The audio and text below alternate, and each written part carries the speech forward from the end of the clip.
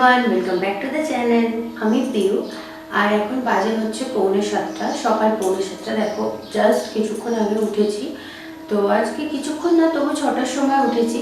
তো আমি ভাবলাম আজকে আমার সকালবেলাটা অ্যাকচুয়ালি খুব বিজি থাকে, ভীষণ বিজি একটা শিডিউল থাকে, আমি একটু সময় পাই না কিছু শেয়ার করার বা কিছু। বাট আজকে আমি ভাবলাম যে আজকে একটু বেশি সকাল সকাল উঠে পড়েছি, তো চলো আজকে তোমাদের সাথে আমার এই বিসি মর্নিং রুটিনটা শেয়ার করা যাক। তো এখন তো বললামই বাজে হচ্ছে 6:45। তো আজকের ব্লগটা আমি এখন থেকেই শুরু করছি। আশা করছি আজকের ব্লগটা তোমাদের অবশ্যই ভালো লাগবে।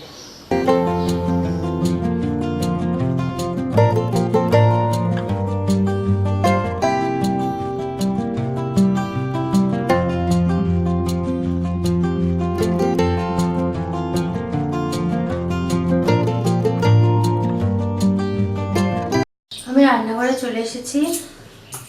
এই যে আলু, টমেটো, ধনেপাতা, এই হচ্ছে আদা। তো আমি কালকে রাতে ফুলকপি রোস্ট বানিয়েছিলাম, যেটা সামান্য একটু আছে। তো আজকে সকালবেলা আমি অঙ্ককে অফিসে লাঞ্চের জন্য, আর আমিও যে লাঞ্চ করব সেটাই আমি বানাবো। তো রেগুলারলি সকালে আমি এটাই করি। আর কিছু ব্রেকফাস্ট বানাই, রোজ হয়তো একই ব্রেকফাস্ট বানাই না, কোনো কোনো দিন হালকা হালকাই করি, ম্যাক্সিমাম দিনই হালকা করি যেহেতু আমার লাঞ্চটা বানাতে হয়। তো আজকে আমি যেটা বানাবো সেটা হচ্ছে একটা নিরামিষ আলুর দম, আর টমেটো আর ধনেপাতা দিয়ে। চলো তাহলে তোমাদের সাথে আগে সেটা শেয়ার করি।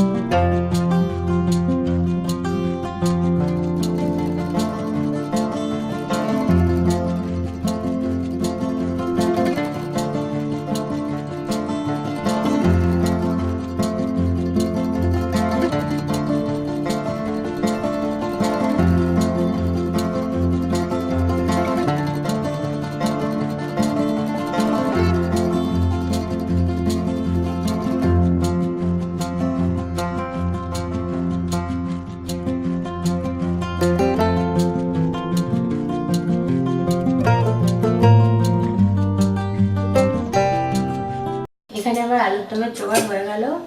এই যে আলু ধুয়ে রেখে দিয়েছি কেটে, এই ধনেপাতা কাটা হয়ে গেল, এই হচ্ছে আদা থেতো করে নিয়েছি,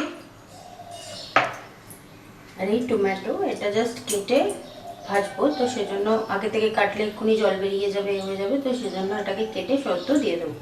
তো আজকে আমি একটু এটা প্রেশার কুকারে আলুগুলোকে বয়েল করেও করতে পারো, কিন্তু যেহেতু আমার তাড়াও আছে, আবার বয়েল করব, আবার কষবো, তো সেজন্য আগে মশলাটা কষে তারপরে আলুগুলোকে ওর মধ্যে দিয়ে প্রেশার কুকারেই করে নেবো। তো চলো তোমাদের পুরো প্রসেসটা দেখাচ্ছি।